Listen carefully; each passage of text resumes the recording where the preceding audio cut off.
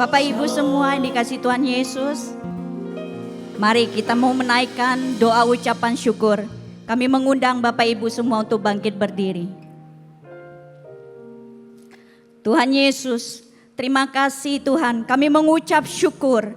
Engkau bangkit, Engkau hidup, dan melalui kuasa kebangkitan-Mu hari ini Tuhan, Kau memberikan kemenangan bagi kami semua dari dosa dan maut.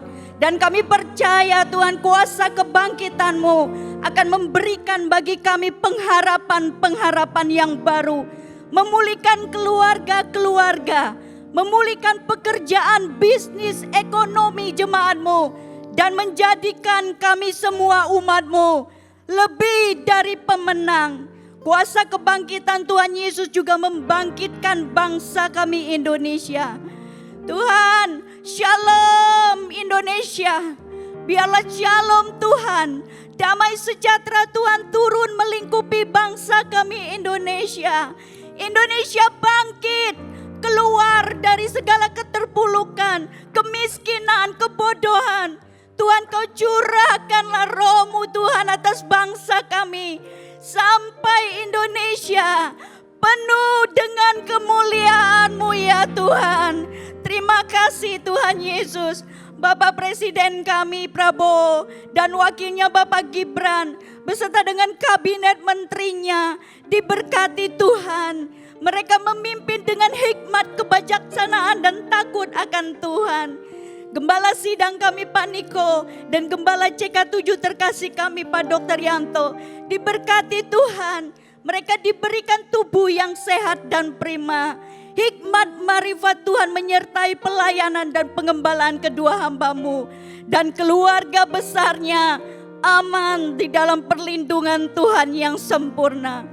Tuhan juga memberkati generasi Yeremia, generasi yang menjadi ujung tombak, penuaian jiwa-jiwa yang terbesar dan terakhir di zaman ini Tuhan. Biarlah Tuhan melalui kuasa kebangkitan-Mu, Engkau memberikan mereka kebangkitan Tuhan secara rohani. Engkau memberikan, memperlengkapi mereka dengan roh keperkasaan, keberanian untuk memberitakan kabar sukacita keselamatan bagi dunia. Tuhan, Kau juga pakai generasi Yeremia, anak-anak muda di tempat ini menjadi pemimpin-pemimpin masa depan yang berdampak, berintegritas, dan menjadi pembawa perubahan dimanapun mereka berada. Terima kasih Tuhan Yesus. Segala kemuliaan hanya bagi nama-Mu. Di dalam nama Tuhan Yesus kami sudah berdoa. Jemaat yang percaya sama-sama katakan amin. Amin. Mari berikan tepuk tangan sorak-sorai yang sukacita bagi Tuhan yang dahsyat. Haleluya. Come on.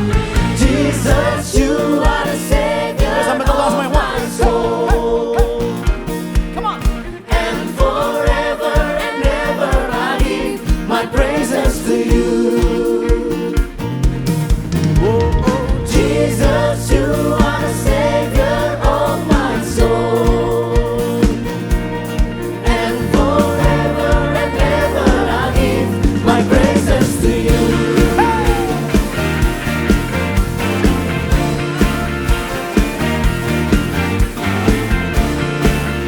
Sebab kalian menyanyikan kemenangan bersama dengan kami Tuhan.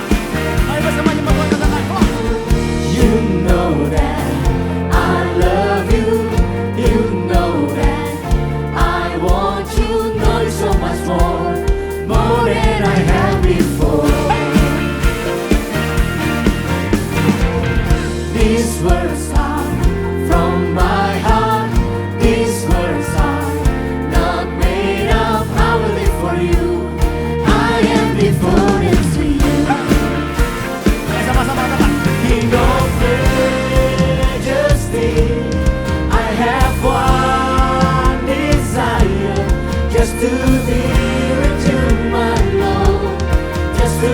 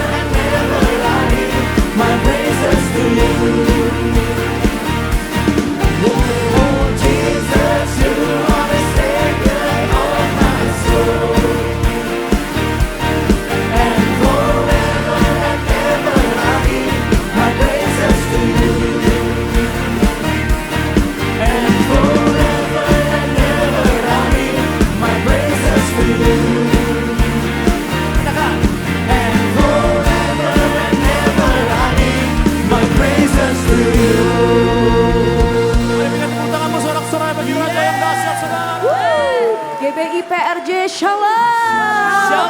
Sekali lagi shalom. Kita percaya bahwa Tuhan kita telah bangkit dan menang. Amin. Today we want to celebrate you, Lord. We want to celebrate your goodness. We want to celebrate your love. And most importantly, we want to celebrate your victory. Hit it! Go!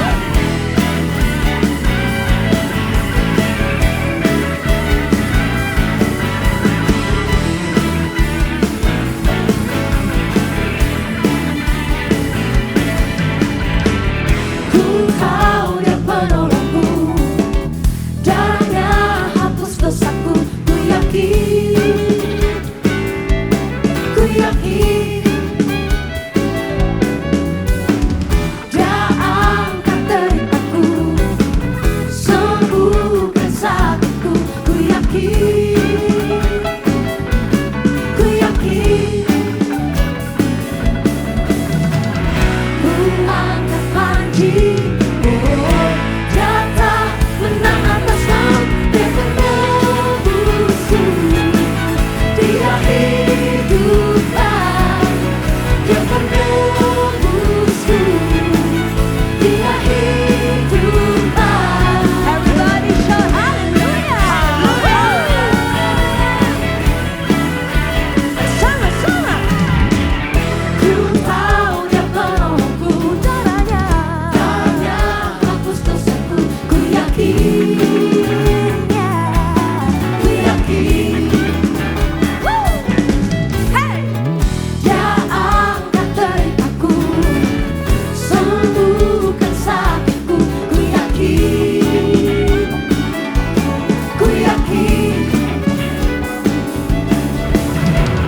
Ku angkat panji, oh, Dia telah menang atas maut. Dia penebusku, Dia hiduplah. Dia penebusku, Dia hiduplah.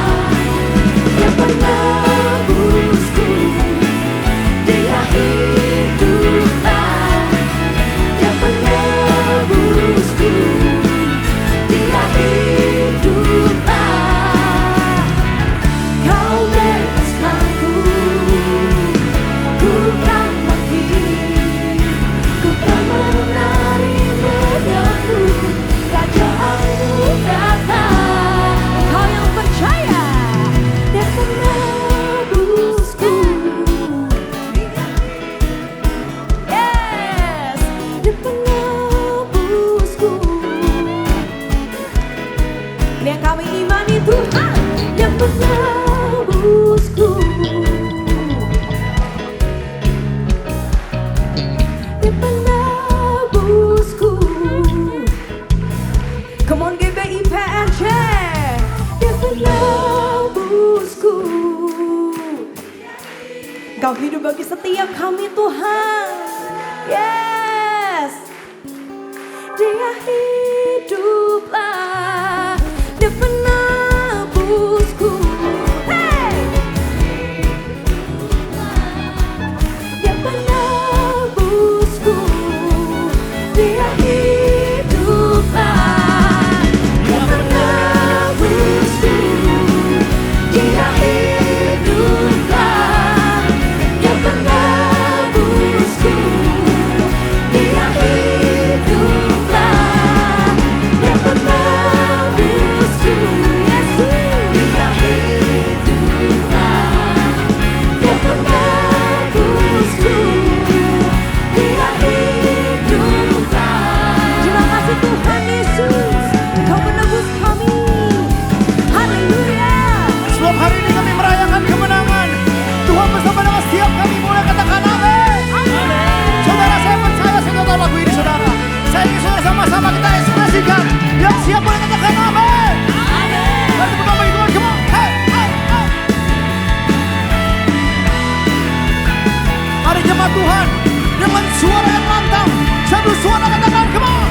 lebih dari pemenang. Mana suara katakan? Dalam segala perkara, iblis telah dikalahkan oleh kuasa dan jika Allah di pihak kita, siapa dapat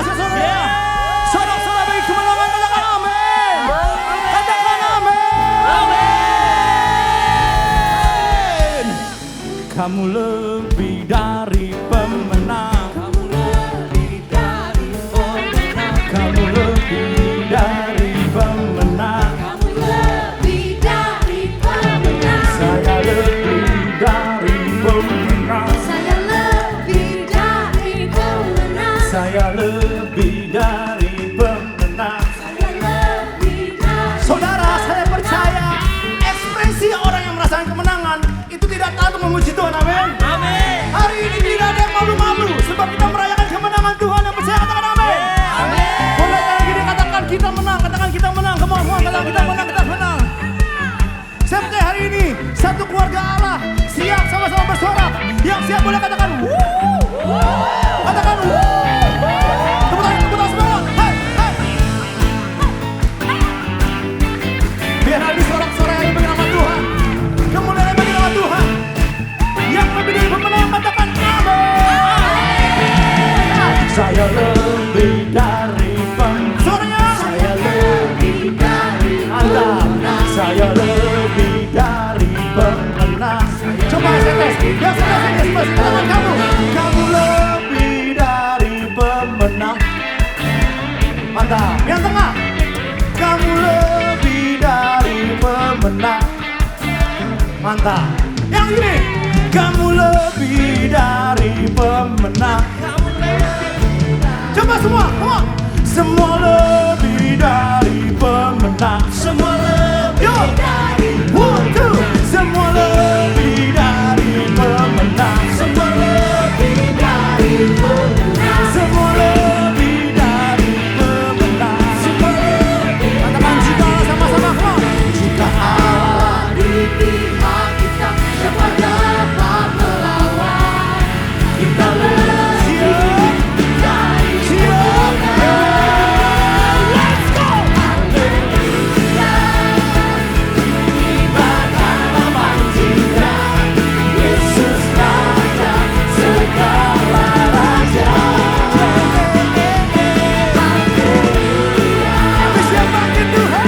Kita gerejanya, kita lebih dari pemenang. Kamu lebih, kamu lebih. Kamu lebih dari pemenang. Katakan semua lebih dari pemenang.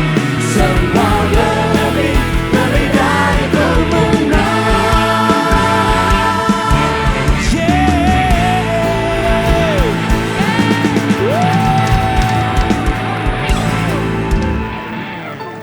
Sebab kita punya Tuhan yang luar biasa, amin. Tuhan yang datang ke dunia apa adanya. Dia mati bagi setiap kita. Namun dia juga bangkit bagi setiap kita. Membuktikan bahwa dia adalah Tuhan yang hidup. Bapak Ibu yang dikasihi Tuhan Yesus, biar hari ini maukah sama-sama kita mengangkat kedua tangan kita. Sama-sama kita angkat kedua tangan kita. Biar hari ini Tuhan Yesus kami mau rayakan kasih-Mu dalam hidup kami Tuhan. Kami mau rayakan kemenangan-Mu Tuhan. Sungguh luar biasa kasih-Mu Yesus bagi setiap kami. Yes God. Kau adalah harapan kami yang hidup Tuhan. Oh Jesus. Oh Jesus. Kami menyembah-Mu ya Tuhan. Oh Jesus. Oh Jesus. Oh Yesus. Ya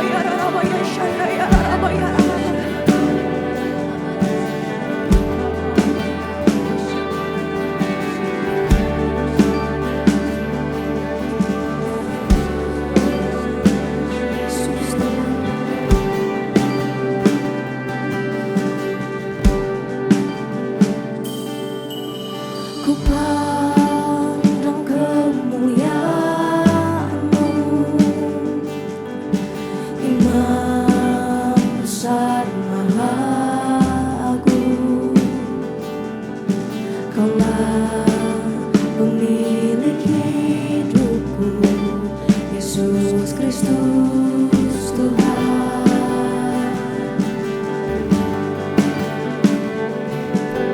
Sujud di depan tahta-Mu,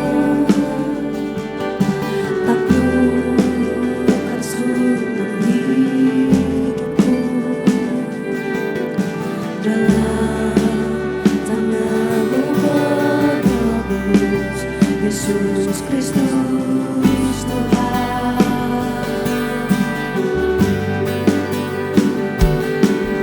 Tiada satu pun yang luput dari karya kasih-Mu yang mulia. Bagi-Mu segala pujian, hormat, kemuliaan.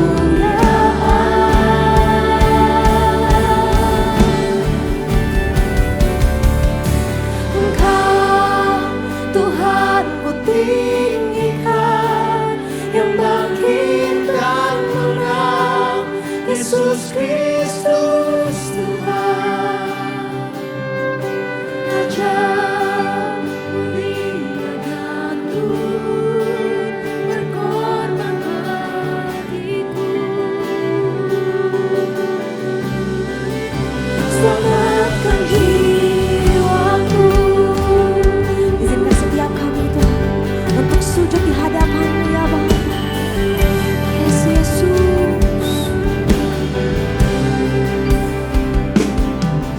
Sujud di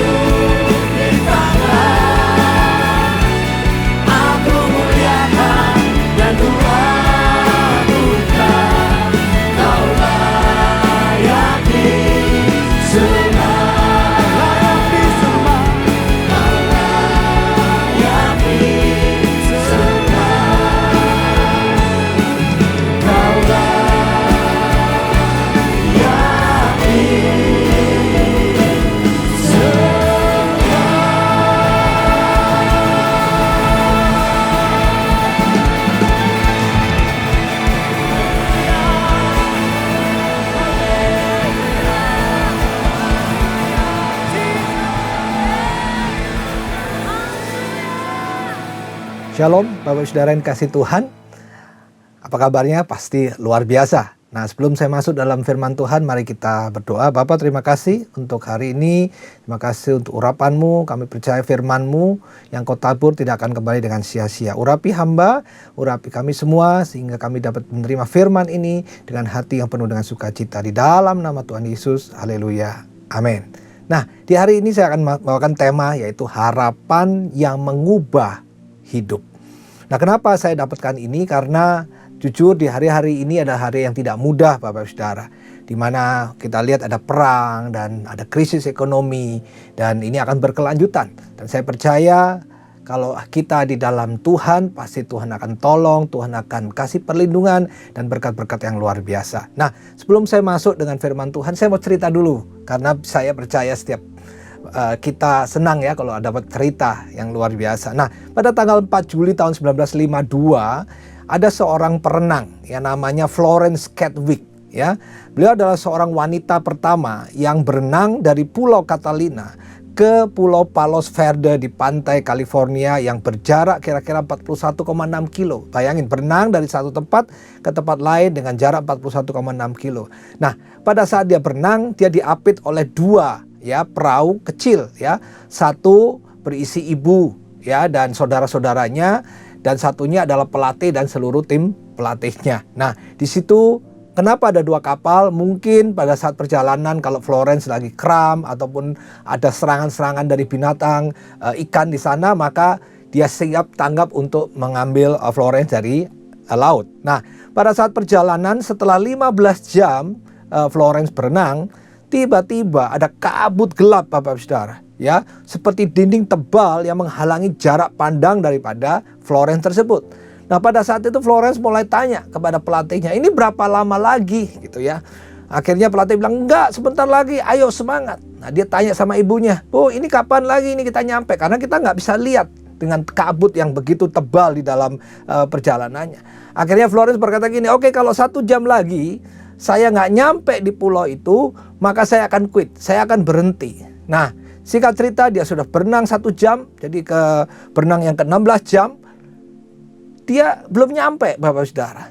Dan akhirnya Florence berkata, udah cukup, saya nggak tahu ujungnya di mana, saya mau berhenti. Dan akhirnya dia angkat ke atas perahu.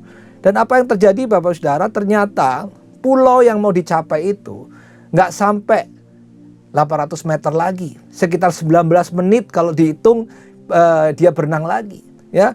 Dari situ pada saat dia mendengar berita itu, dia lihat, aduh, kenapa saya naik, kenapa saya give up pada saat perjalanan ya. Nah, saya cerita ini mungkin refleksi dengan kehidupan kita ya. Dalam perjalanan iman kita mengikut Tuhan, kadangkala begitu banyak hal yang mengaburkan pandangan kita ya. Kabut itu bisa berupa pergumulan hidup, kabut itu bisa berupa penderitaan, sakit penyakit, permasalahan keluarga, ekonomi, atau mungkin dosa ya tertentu yang membuat kita berpikir bahwa saya nggak mungkin diterima oleh Tuhan. Saya nggak mungkin bisa bertahan setia kepada Tuhan hingga akhir hidupku. Mungkin itu karena pandangan-pandangan yang kita nggak bisa melihat. Ada pengharapan di dalam hidup kita ya. Kadang-kala juga ada yang bilang, saya nggak mungkin bisa melewati semua pergumulan ini Pak, saya udah capek ya, saya sudah give up aja lah Pak. Nah, hari ini percayalah ya, melalui firman Tuhan yang kita akan baca dan renungkan, maka kita akan mendapatkan kekuatan yang baru. Yang percaya katakan amin. Mari kita buka sama-sama di 1 Petrus pasal yang pertama, 1 Petrus 1 ayat 3 sampai dengan ayat ke-9 ya. 1 Petrus pasal yang pertama ayat 3 sampai dengan ayat 9. Saya akan bacakan perlahan Bapak Saudara. Terpujilah Allah Bapa Tuhan kita Yesus Kristus, yang karena rahmat-Nya yang besar telah melahirkan kita kembali oleh kebangkitan Yesus Kristus dari antara orang mati, kepada suatu hidup yang penuh pengharapan. Perhatikan garis bawahi, kepada suatu hidup yang penuh pengharapan. Ayat 4 berkata, untuk menerima suatu bagian yang tidak dapat binasa, yang tidak dapat cemar, dan yang tidak dapat layu, yang tersimpan di sorga bagi kamu. Ayat kelima, yaitu kamu yang dipelihara dalam kekuatan Allah karena imanmu sementara kamu menantikan keselamatan yang telah tersedia untuk dinyatakan pada akhir zaman. Ayat 6 berkata, bergembiralah akan hal itu, sekalipun sekarang ini kamu seketika harus berduka cita oleh berbagai-bagai pencobaan. Maksud semuanya itu ialah untuk membuktikan kemurnian imanmu yang jauh lebih tinggi nilainya daripada emas yang fana, yang diuji kemurniannya dengan api, sehingga kamu memperoleh puji-pujian dan kemuliaan dan kehormatan pada hari Yesus Kristus menyatakan dirinya. Ayat 8, sekalipun kamu belum pernah melihat Dia, namun kamu mengasihinya, kamu percaya kepada Dia, sekalipun kamu sekarang tidak melihatnya, kamu bergembira karena sukacita yang mulia dan yang tidak terkatakan. Ayat 9 dan terakhir, karena kamu telah mencapai tujuan imanmu, yaitu keselamatan jiwamu. Yang percaya katakan amin. Hal yang pertama saya mau sampaikan Bapak Saudara, bahwa pada saat Petrus menulis ini kepada jemaat yang sebetulnya jemaat yang sedang mengalami pergumulan, yaitu orang Yahudi Kristen pada saat itu, ya, ada di Asia Kecil. Nah, pergumulan mereka kurang lebih yang kalau saya baca di firman Tuhan bahwa sama seperti kita hari-hari ini, terjadi krisis ekonomi, terjadi perang, terjadi penindasan dan segalanya. Nah, makanya hari ini saya percaya firman Tuhan ini akan memberikan kekuatan dalam kehidupan kita. Melampaui atau berjalan bersama dengan Tuhan, kita akan lihat pengharapan yang luar biasa yang datangnya dari Tuhan. Nah, yang pertama, poin yang pertama, kebangkitan Kristus itu memberikan harapan dalam kehidupan kita. Yang setuju katakan amin. 1 Petrus 1 ayat 3 berkata, terpujilah Allah. Bayangin, pada saat kita mengalami krisis, pada saat kita mengalami penindasan, ternyata Petrus berkata, terpujilah Allah dan Bapa Tuhan kita Yesus Kristus, yang karena rahmat-Nya yang besar telah melahirkan kita kembali oleh kebangkitan Yesus Kristus dari antara orang mati, kepada suatu hidup yang penuh pengharapan, untuk menerima suatu bagian yang tidak dapat binasa dan yang tidak dapat cemar dan yang tidak dapat layu, yang tersimpan di sorga bagi kamu. Hal yang pertama Tuhan mau katakan begini kepada kita semua melalui Petrus, bahwa kebangkitan Kristus membawa hidup kita dalam suatu pengharapan. Yang percaya katakan amin. Artinya bahwa kalau Yesus gak bangkit, kita gak punya pengharapan, kita binasa semuanya. Tapi karena Yesus datang ke dunia untuk menyelamatkan umat manusia, dan Dia bangkit dari antara orang mati, maka disitulah ada timbul pengharapan yang luar biasa. Kita baca juga di Efesus 2 ayat 4 dan 5 berkata, tetapi Allah yang kaya dengan rahmat, oleh karena kasih-Nya yang besar yang dilimpahkannya kepada kita, telah menghidupkan kita bersama-sama dengan Kristus. Jadi kita lahir baru, kita dihidupkan kembali bersama dengan Kristus melalui pengharapan kepada Yesus. Sekalipun kita telah mati oleh kesalahan-kesalahan kita, oleh karena kasih karunia kamu diselamatkan. Amin. Kita penuh sukacita Bapak Saudara, kita terpilih menjadi anak Tuhan, yang karena kebangkitannya membawa suatu pengharapan dalam kehidupan kita. Nah, kalau kita lihat bagaimana dengan pengharapan kita kepada Tuhan Yesus. Yang pertama, kita bisa berharap sama Tuhan karena kita percaya, karena kita melihat. Amin. Yohanes 20 ayat 29 berkata, karena engkau telah melihat aku, maka engkau percaya. Berbahagialah mereka yang tidak melihat namun percaya. Banyak orang yang percaya Yesus, banyak orang yang berharap sama Tuhan. Kenapa? Karena dia melihat saudaranya disembuhkan Tuhan. Dia melihat bahwa mungkin anaknya yang pada saat sakit disembuhkan oleh Tuhan. Makanya dia percaya. Ada satu keluarga yang mungkin hampir hancur-hancuran, tapi dipulihkan oleh Tuhan. Makanya mereka percaya karena melihat. Tapi yang luar biasa Tuhan katakan, kamu harus percaya namun tidak melihat. Jadi hari ini percayalah, karena kebangkitan Kristus Yesus, dan kita melihat bahwa karyanya luar biasa, maka ada suatu pengharapan dalam kehidupan kita. Kalau kita kembali dengan cerita tadi, seorang wanita, Florence Chadwick, dia mulai lagi Bapak Saudara. Dia nggak give up. Dia tahun depannya dia bilang, oke, saya mau ancang-ancang, saya mau ikut lagi challenge ini, dan saya percaya tahun ini kita berhasil. Dan puji Tuhan, seorang wanita ini berhasil sampai ke ujung daripada pulau tersebut. Kenapa? Karena dia tahu di situ ada pulau yang dia bisa mencapainya. Hari ini percayalah, kita punya Yesus Kristus, karena kita akan masuk dalam satu perjalanan hidup ini bersama dengan Tuhan, dan ujungnya adalah kehidupan kekal yang Tuhan berikan dalam kehidupan kita. Yang setuju katakan amin. Jadi yang pertama, kebangkitan Kristus memberikan harapan dalam kehidupan kita. Yang kedua, poin yang perlu kita renungkan, yaitu di ayat yang kelima, pengharapan menghasilkan iman yang benar. Ayat kelima berkata, yaitu kamu yang dipelihara dalam kekuatan Allah karena imanmu, sementara kamu menantikan keselamatan yang telah tersedia untuk dinyatakan pada akhir zaman. Hari ini, kita ada sampai hari ini, itu karena Tuhan memberikan kekuatan dalam kehidupan kita. Amin. Karena apa? Karena iman kita.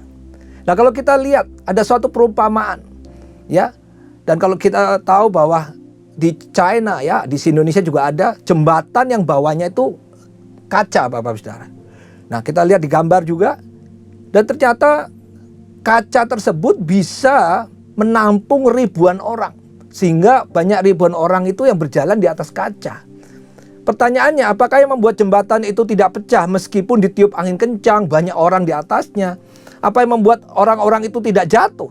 Apakah keberaniannya? Apakah karena orang itu ringan? Apakah orang itu kuat? No.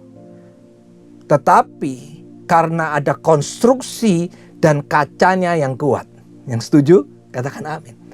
Mereka bisa berjalan di atas kaca karena kacanya kuat, karena konstruksinya kuat. Makanya dia percaya dia berjalan. Yang saya mau sampaikan melalui perumpamaan ini adalah, demikian juga iman kita. Kita dapat bertahan dalam pergumulan karena kita menaruh iman kita kepada pribadi yang tepat. Yaitu siapa? Yesus Kristus.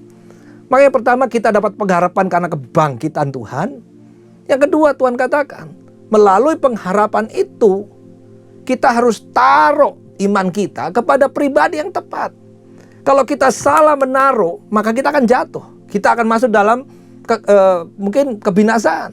Tapi karena kita taruh iman kita pada pribadi yang tepat, yaitu Yesus Kristus, maka di situ Tuhan katakan akan ada keselamatan. Akan ada keselamatan yang telah tersedia untuk dinyatakan pada akhir zaman. Wow, luar biasa. Petrus menyampaikan ini kepada jemaat yang pada saat itu mengalami tekanan yang luar biasa.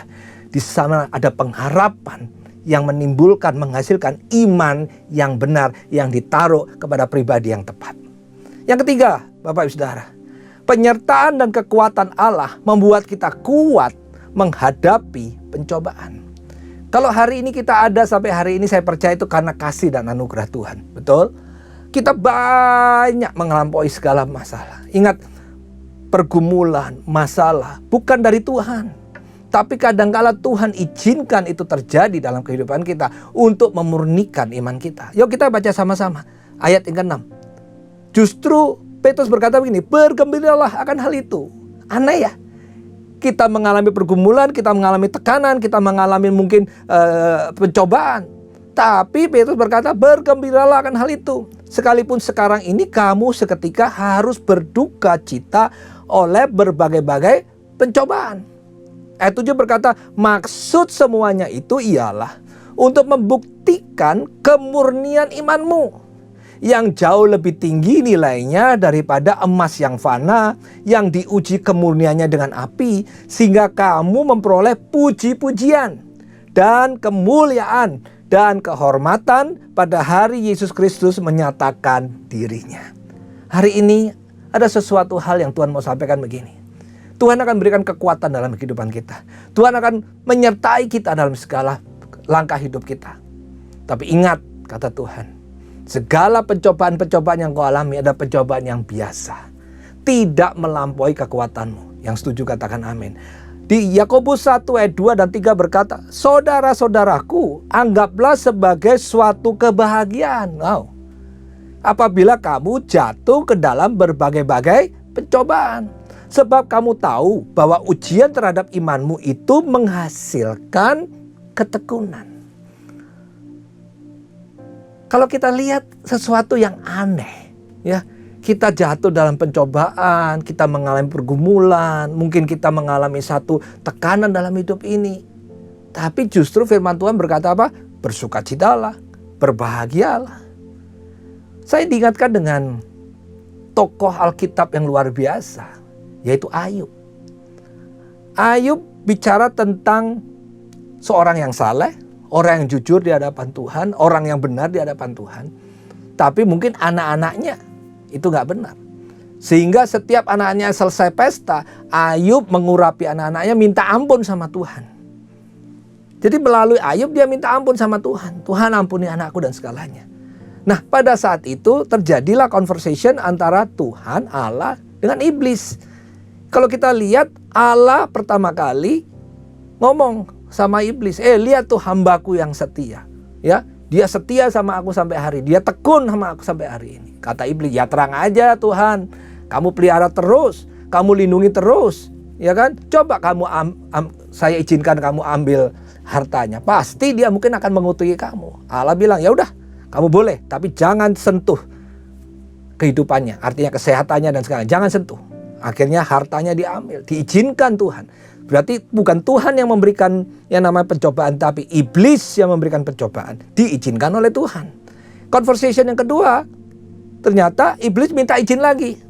Ternyata Ayub masih tetap tegar. Kenapa?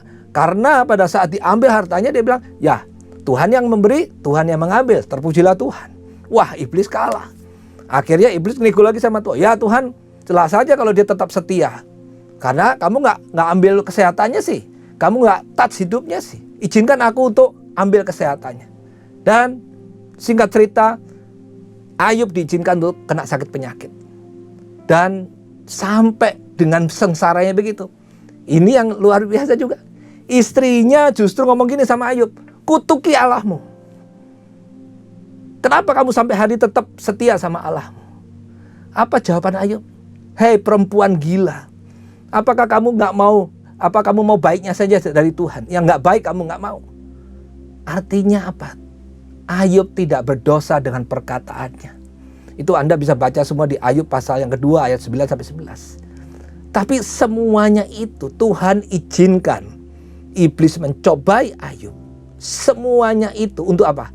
Untuk membuktikan iman, kemurnian iman daripada Ayub. Kalau kita lihat di Ayub 42 ayat ke-5. Ternyata Ayub berkata dengan jelas bahwa dulu aku cuma dengar tentang Tuhan. Tapi sekarang aku melihat langsung bahwa Tuhanku itu hidup. Artinya apa? Mengalami Tuhan dalam kehidupan ini. Makanya kadangkala Tuhan izinkan pencobaan terjadi, masalah terjadi dalam kehidupan kita. Bukan untuk membuat kita susah, enggak. Tapi untuk menguji kemurnian imanmu.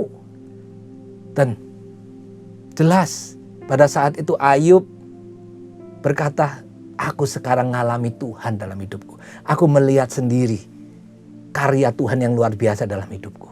Dulu aku cuma dengar. Dulu aku cuma lihat orang disembuhkan. Tapi hari ini aku disembuhkan luar biasa sama Tuhan. Hari ini percayalah. Pada saat kau mengalami pencobaan-pencobaan, Tuhan katakan pencobaan yang kau alami tidak melampaui kekuatanmu. Tuhan mau katakan Tuhan akan terus membawa engkau naik dan bukan turun. Dan makanya Tuhan katakan berbahagialah pada saat mengalami berbagai-bagai pencobaan. Karena apa? Karena Tuhan akan mengangkat kita. Kalau saya mau ilustrasikan lagi, bahwa pada saat kita diizinkan Tuhan naik dalam level lebih tinggi, pasti ada ujiannya. Sama seperti anak-anak kelas SD masuk kelas SMP, SMP naik ke SMA. Semua ada ujiannya. Dan saya percaya, kalau Tuhan izinkan ujian dalam kehidupan kita, maka kita akan pasti bisa melampaui bersama dengan Tuhan. Karena kekuatan, penyertaan Tuhan membuat kita kuat menghadapi segala pencobaan dalam kehidupan ini. Yang terakhir, yang keempat Bapak Saudara, iman memampukan kita untuk mengasihi Tuhan. Yang percaya katakan amin. 1 Petrus 1 ayat 8 dan 9. Sekalipun kamu belum pernah melihat Dia. Saya mau tanya jujur, siapa yang pernah melihat Yesus? Mungkin belum ada. Namun kamu mengasihi Yesus. Siapa yang mengasihi Yesus tempat ini? Kita semua mengasihi Yesus. Kamu percaya kepada Dia sekalipun kamu sekarang tidak melihatnya. Kamu bergembira karena sukacita yang mulia dan yang tidak terkatakan. Dan ayat 9 berkata, karena kamu telah mencapai tujuan imanmu. Apa tujuan imanmu? Yaitu keselamatan jiwamu. Hari ini kita belajar sesuatu hal yang luar biasa. Yang pertama, Tuhan katakan kebangkitan Kristus memberikan harapan dalam kehidupan kita. Kalau Yesus gak bangkit, mungkin kita gak punya pengharapan. Ya, kita mungkin binasa. Tapi hari ini karena kebangkitan Kristus yang kita nanti rayakan di bulan Paskah, maka kita tahu kita punya pengharapan. Pengharapannya apa? Yaitu kemasuk dalam kehidupan kekal, yaitu sorga yang tidak bisa dicabut oleh siapapun, yang tidak bisa diambil oleh siapapun. Yang kedua, pengharapan menghasilkan iman yang benar. Makanya pesan Tuhan, kalau kamu harus taruh pengharapan kamu, iman kamu kepada pribadi yang tepat. Yaitu siapa? Yesus. Kalau kau taruh itu kepada pribadi yang tepat, maka jaminan engkau akan masuk dalam kerajaan surga yang mulia. Yang ketiga, penyertaan dan kekuatan Allah membuat kita hari ini itu kuat menghadapi segala pencobaan dalam hidup. Amin. Jadi hari ini kalau kita bilang, waduh aku hebat ya bisa melampaui ini. No. Tuhan yang memberi kekuatan. Tuhan yang menyertai kita. Makanya saya percaya Tuhan gak pernah tinggalkan kita sedetik pun. Tuhan selalu menyertai kita. Tuhan selalu menopang kita. Tuhan selalu membimbing kita. Dan memberi kekuatan yang baru dalam kehidupan ini. Dan yang terakhir Tuhan katakan dengan jelas. Iman kita memampukan kita untuk mengasihi Tuhan. Nah ini slide terakhir. Kita lihat ada gerbang. Di dalamnya ada rumah yang luar biasa. Ini ibarat ya, kita bercerita bahwa ibarat kita dibelikan rumah oleh orang yang baik. Saya percaya Tuhan naik ke surga untuk menyediakan rumah buat kita. Amin. Semua sudah dibayar lunas. Jadi kita coba dikasih Bapak Ibu Saudara. Hanya saja kita belum masuk untuk tinggal di rumah itu. Belum waktunya. Keselamatan sudah kita terima. Yang setuju katakan amin. Kita benar-benar, kalau kita benar-benar percaya dan berharap hanya kepada Tuhan Yesus. Jadi kita tutup dengan hal ini. Bahwa Tuhan memberikan jaminan dalam kehidupan kita. Kalau kita setia sama Tuhan. Kalau kita hidup benar di hadapan Tuhan. Kalau kita menuruti segala perintah Tuhan. Saya mau katakan ada jaminan dalam hidup kita. Ya, yaitu apa? Kerajaan surga yang luar biasa. Hari-hari ini Tuhan mau katakan jangan pernah takut, jangan pernah gelisah menghadapi segala masalah dalam kehidupan kita. Dan ingat, Tuhan gak akan membiarkan kita tergeletak. Pada saat kita hanya berharap sama Tuhan, kita taruh iman kita yang benar di hadapan Tuhan. Yaitu iman kepada pribadi yang tepat, yaitu Yesus Kristus. Tuhan katakan segala masa pencobaanmu, masalah penderitaanmu, Tuhan memberikan kekuatan yang baru. Ayo Bapak Saudara bangkit. Yang sakit hari ini, percaya bahwa Yesus bisa sembuhkan engkau. Kalau hari ini kau merasa terpuruk di dalam ekonomimu, percaya bahwa Tuhan akan memberkatimu. Tuhan akan bangkitkan ekonomimu. Tuhan akan buat mujizat dalam hidupmu. Tiada yang mustahil bagi Tuhan. Kalau hari ini kau terpuruk dengan masalah keluarga, mungkin hampir bercerai suami istri, mungkin anak dengan bapak tidak komunikasi dengan baik, mungkin saling membenci, hari ini Tuhan akan pulihkan engkau. Percaya bahwa Tuhan sanggup memulihkan keluargamu. Asalkan kau taruh iman kepada pribadi yang tepat, yaitu Yesus Kristus. Yang terakhir, iman ini loh yang membawa kita untuk bisa mengasihi Tuhan. Ya, hari ini kita bisa mengasihi Tuhan, kita bisa bersyukur sama Tuhan karena Tuhan hidup. Karena Tuhan ada dalam kehidupan kita dan Tuhan tidak pernah ingkar janji dalam kehidupan ini. Amin. Jadi saya percaya kalau hari-hari ini Tuhan terus bawa kita masuk dalam pencobaan-pencobaan, tapi Tuhan tidak membiarkan kita tergeletak. Ya, saya tutup dengan doa. Bapak Saudara yang butuh Tuhan hari-hari ini, taruh tangan kananmu di dada. Saya akan berdoa untuk kesembuhan, untuk pemulihan. Bapa, terima kasih untuk firman-Mu. Kami menteraikan firman-Mu dalam hati kami. Dan kami percaya hari ini ada kuasa yang mengalir luar biasa dalam kehidupan anak-anak-anak-Mu Tuhan. Kami percaya yang sakit hari ini Tuhan sembuhkan di dalam nama Yesus. Tiada yang mustahil bagi Tuhan. Kalau engkau hari ini penyakit dan dokter berkata, oh sudah gak ada harapan. Saya percaya masih ada pengharapan kepada Tuhan Yesus. Taruh imanmu kepada Tuhan Yesus, maka ada keselamatan, ada kesembuhan, ada pemulihan dalam hidupmu. Kalau hari-hari ini engkau mengalami masalah dalam ekonomimu, Mungkin hari ini kau sedang berdoa untuk mencari pekerjaan. Kalau kau hari ini sedang merintis bisnismu, Tuhan katakan ada kuasa yang mengalir. Tuhan akan pulihkan ekonomimu. Tuhan akan pulihkan pekerjaanmu. Tuhan akan memberikan pekerjaan yang terbaik dalam hidupmu. Dan percayalah, anak-anak Tuhan akan diangkat Tuhan. Dan Tuhan akan membedakan orang-orang yang setia sama Tuhan, orang-orang yang takut akan Tuhan, dan orang yang tidak beribadah sama Tuhan. Hari ini percayalah, Tuhan akan memulihkan engkau, Tuhan akan memberkati engkau dengan begitu luar biasa. Kalau hari ini engkau mengalami masalah dalam keluargamu, suami istri, anak dengan bapak, anak dengan ibunya, kami percaya hari ini akan ada pemulihan yang luar biasa. Berkati keluarga-keluarga ini Tuhan. Kami percaya kalau keluarga harmonis, keluarga utuh, maka berkat-berkat Tuhan itu akan mengalir dalam kehidupannya Tuhan. Terima kasih Bapa, terima kasih Roh Kudus. Kami percaya Tuhan sedang bekerja luar biasa untuk setiap keluarga yang ada menonton tempat ini Tuhan. Dan kami percaya Tuhan melawat mereka dengan kuasa Roh Kudus. Di dalam nama Tuhan Yesus, kami telah berdoa dan mengucap syukur. Yang percaya sama-sama katakan amin. Tuhan Yesus memberkati kita semua. God bless.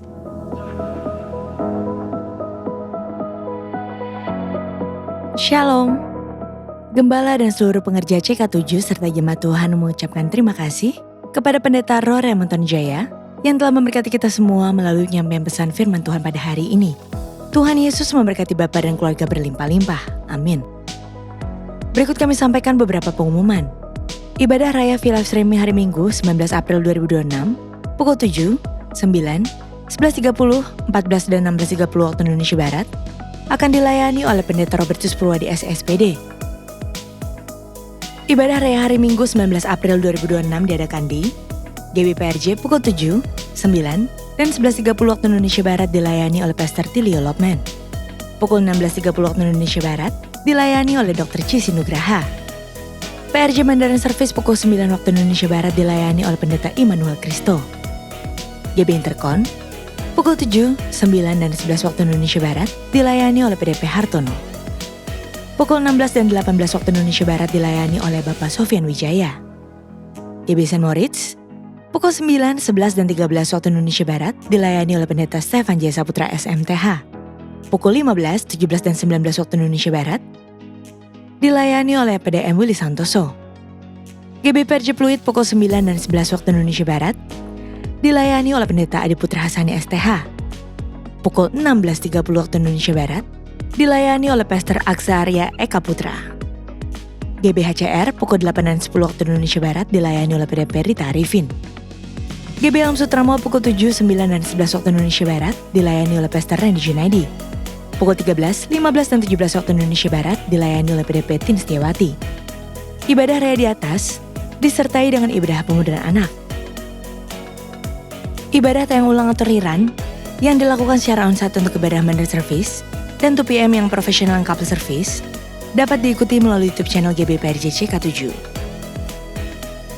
Untuk persembahan umum atau kolekte, perpuluhan jemaat, ucapan syukur, dan lain-lain dapat dilakukan melalui e-banking, mobile banking, ATM, maupun online di website rekening persembahan CK7, BCA Cabang Tamrin, dengan nomor account 20633382222 atas nama GBPRJ.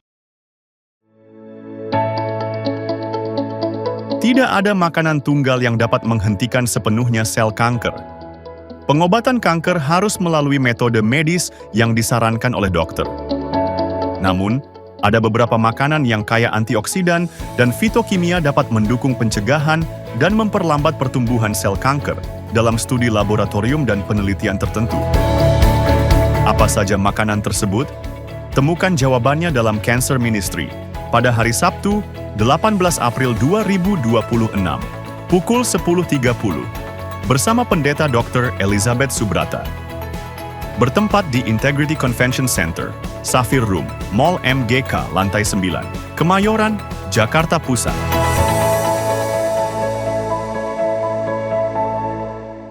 There's a generation that looks alive, but deep down still feels empty inside, searching endlessly, but never really find anything real. So they try to fill the void with everything, except the one thing that truly matters. A moment where they choose to go deeper and fully experience God. And that's where it begins, where purpose is found. And this isn't just a camp. You don't always find what you're looking for until you're willing to dive all the way in.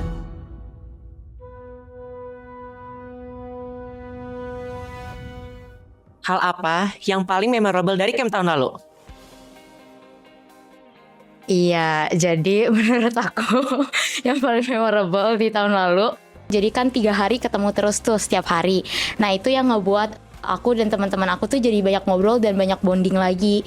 Dan di luar dari itu, aku juga yang paling memorable buat aku itu adalah sesi KJJ, di mana kita diminta untuk kayak datangin leader kita masing-masing, terus kayak ngepeluk mereka gitu. Jadi kayak menurut aku itu so sweet gitu.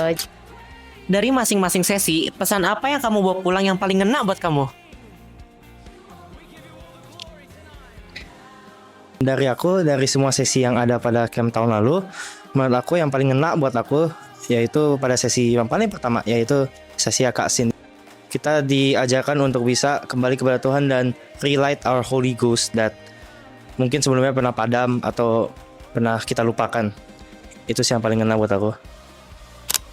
Satu pesan, kalau kamu bisa ngajak teman kamu ikut, kamu bakal bilang apa ke dia?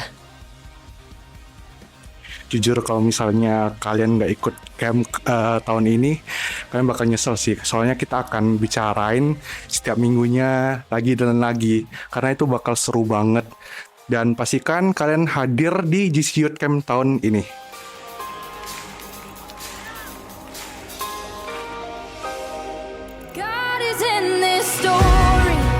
Halo, nama saya Evelyn, saya berumur 10 tahun.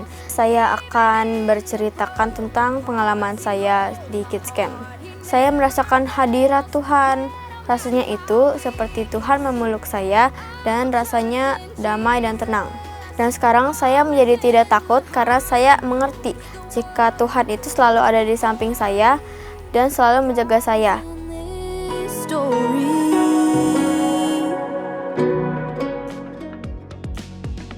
Berikut kami informasikan pasangan dari Jemaat GBPRJ Grup CK7 yang akan melangsungkan pemberkatan nikah. Apabila dari Bapak Ibu ada yang keberatan atas informasi tersebut, harap dapat segera menghubungi PDP Grace Natalia di nomor WA 0856850554. Untuk info lengkap seluruh kegiatan GBPRJ CK7, maka Bapak Ibu dapat follow sosial media GBPRJ baik di Instagram, TikTok, maupun Facebook. Sekian pengumuman pada hari ini. Terima kasih atas perhatian Bapak Ibu sekalian. Tuhan Yesus memberkati. Terimalah berkat yang berlimpah-limpah dari Allah Bapa, kasih karunia di dalam anaknya yang tunggal, Yesus Kristus. Persekutuan yang manis dengan Roh Kudus menyertai kita mulai saat ini, sampai Tuhan Yesus datang untuk kedua kalinya, menjemput kita di awan-awan yang permai, bahkan untuk selama-lamanya. Semua yang percaya katakan amin.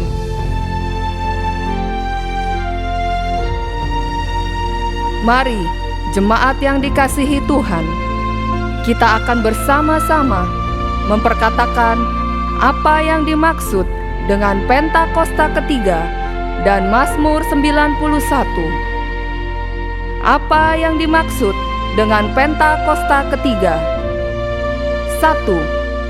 Pentakosta ketiga adalah pencurahan Roh Kudus yang dahsyat di zaman ini, melebihi yang terjadi di Azusa Street.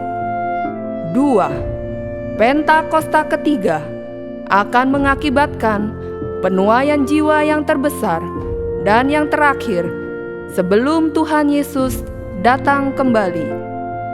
3. Pentakosta ketiga akan membangkitkan generasi Yeremia, yaitu anak-anak muda yang dipenuhi Roh Kudus, cinta mati-matian kepada Tuhan Yesus, tidak kompromi terhadap dosa, dan akan bergerak untuk memenangkan jiwa. 4. Pentakosta ketiga lahir di Indonesia dan bergerak ke bangsa-bangsa. Gerakan ini dari timur ke barat dan akan kembali ke Yerusalem. 5. Pentakosta ketiga akan memberikan kuasa untuk menyelesaikan amanat agung, dan setelah itu Tuhan Yesus akan datang kembali. Dan mari bersama kita sepakat dan percaya mendeklarasikan firman Tuhan yang tertulis dalam Mazmur 91. Dalam lindungan Allah, orang yang duduk dalam lindungan yang maha tinggi dan bermalam dalam naungan yang maha kuasa akan berkata kepada Tuhan, tempat perlindunganku dan kubu pertahananku, Allahku yang kupercayai. Sungguh, Dialah yang akan melepaskan engkau dari jerat penangkap burung, dari penyakit sampar yang busuk. Dengan kepaknya, Ia akan menudungi engkau. Di bawah sayapnya, engkau akan berlindung. Kesetiaannya ialah perisai dan pagar tembok. Engkau tak usah takut terhadap kedahsyatan malam, terhadap panah yang terbang di waktu siang, terhadap penyakit sampar yang berjalan di dalam gelap, terhadap penyakit menular yang mengamuk di waktu petang. Walau 1.000 orang rebah di sisimu dan 10.000 di sebelah kananmu, tetapi itu tidak akan menimpamu. Engkau hanya menontonnya dengan matamu sendiri dan melihat pembalasan terhadap orang-orang fasik. Sebab Tuhan ialah tempat perlindunganmu, yang maha tinggi telah kau buat tempat perteduhanmu. Malapetaka tidak akan menimpa kamu, dan tulah tidak akan mendekat kepada kemahmu. Sebab malaikat-malaikatnya akan diperintahkannya kepadamu untuk menjaga engkau di segala jalanmu. Mereka akan menatang engkau di atas tangannya, supaya kakimu jangan terantuk kepada batu. Singa dan ular tedung akan kau langkahi. Engkau akan menginjak anak singa dan ular naga. Sungguh, hatinya melekat kepadaku, maka aku akan meluputkannya. Aku akan membentenginya, sebab ia mengenal namaku. Bila ia berseru kepadaku, aku akan menjawab. Aku akan menyertai dia dalam kesesakan. Aku akan meluputkannya dan memuliakannya. Dengan panjang umur akan kukenyangkan dia, dan akan kuperlihatkan kepadanya keselamatan daripadaku. Haleluya! Amin! Shalom saudara, hari-hari ini kita harus menyadari bahwa kemajuan di dunia digital, khususnya internet dan AI atau artificial intelligence, merupakan sebuah kenyataan dan dinamika yang mustahil untuk kita bendung. Pengaruh serta dampaknya, baik yang bersifat positif maupun negatif, sudah menyebar ke seluruh penjuru dunia. Hal ini merambah setiap lapisan masyarakat, tanpa memandang usia atau tingkat ekonomi, serta menyentuh dunia sekuler maupun religi, termasuk kita yang ada di dalam aliran Pentakosta. Pembahasan Voice of Pentecost kali ini adalah bagaimana insan Pentakostal menyikapi kemajuan dan penggunaan AI. Hanya dalam waktu singkat, sejak kemunculannya di tahun 2022, kini telah muncul ratusan program berbasis AI yang digunakan secara aktif untuk berbagai keperluan. Kita harus menyadari bahwa teknologi ini akan terus bertambah dan berkembang pesat. Nyaris tidak ada lagi sisi kehidupan manusia saat ini yang tidak bersentuhan dengan perkembangan AI. Secara positif, AI telah membantu banyak orang dalam meringankan beban pekerjaan, studi, hingga riset. Namun, di sisi lain, kita juga menyaksikan banyak orang yang justru memakai AI untuk menghindari tanggung jawab yang seharusnya dikerjakan sendiri, seperti manipulasi karya ilmiah atau proses wawancara kerja. Bahkan ada kejadian-kejadian tragis yang memilukan, seperti kasus di Amerika Serikat pada Juni 2025, di mana seorang pemuda mengakhiri hidupnya setelah berdiskusi dengan AI mengenai cara bunuh diri yang efektif. Di Kanada, percakapan yang tidak terarah dengan AI mengakibatkan penggunanya mengalami delusi. Bahkan, ada yang terjebak dalam perasaan cinta terhadap AI. Kenyataan-kenyataan inilah yang menuntut kita untuk mengambil sikap yang tepat dalam menggunakan teknologi ini. Dalam menanggapi kemajuan ini, Profesor Heidi Campbell menjelaskan bahwa teknologi digital mampu menciptakan platform virtual yang tidak hanya melengkapi praktik spiritual tradisional, tetapi juga menyediakan ruang bagi spiritualitas di dunia digital. Billy Wilson juga menyatakan bahwa teknologi memungkinkan Injil untuk menjangkau setiap orang untuk mengalami perjumpaan autentik dengan kuasa Roh Kudus. Nicky Gumbel menambahkan bahwa Roh Kudus tidak dibatasi oleh alat apapun yang kita pakai. Campbell membagi 3 posisi yang biasanya diambil gereja berdasarkan Wahyu pasal 2-3. Yang pertama, teknofobia. Ini adalah posisi gereja yang menolak teknologi digital karena ketakutan akan dampak negatifnya. Sikap yang menganggap teknologi sebagai musuh yang tidak bisa ditebus justru menutup peluang misi. Padahal, sesuai Yohanes pasal 1 ayat 3, segala sesuatu, termasuk AI, ada di bawah kedaulatan Kristus dan dapat digunakan untuk kemuliaannya. Yang kedua, teknofilia. Ini adalah gereja yang sangat antusias mengadopsi teknologi demi mengejar popularitas. Sukses pelayanan hanya diukur melalui angka digital seperti likes dan views. Rasul Yohanes mengingatkan agar sistem dunia tidak menggantikan kasih mula-mula kepada Kristus. Yang ketiga, middle tech. Ini adalah model yang paling sehat. Gereja tidak menolak, namun tidak juga memuja teknologi. Mereka menggunakan hikmat, doa, dan pemikiran teologis sebelum menggunakan inovasi digital. Roma 12 ayat 2 mengingatkan kita tidak boleh menjadi serupa dengan pola dunia, melainkan harus terus diperbaharui dalam cara berpikir. Lalu, bagaimana langkah nyata kita sebagai insan Pentakosta? Yang pertama, kita tidak boleh anti terhadap teknologi, namun jangan sampai kita dikendalikan atau bersandar sepenuhnya pada hasil AI. Segala yang baik berasal dari Allah, tetapi bisa menjadi rusak jika disalahgunakan. Kita harus menggunakannya secara benar, etis, dan alkitabiah. Yang kedua, AI tidak boleh menjadi penentu sudut pandang teologi, tata ibadah, atau pola pemuritan kita. AI hanyalah alat pendukung. Otoritas teologis dan pembentukan iman harus tetap dipimpin oleh Roh Kudus dan Alkitab.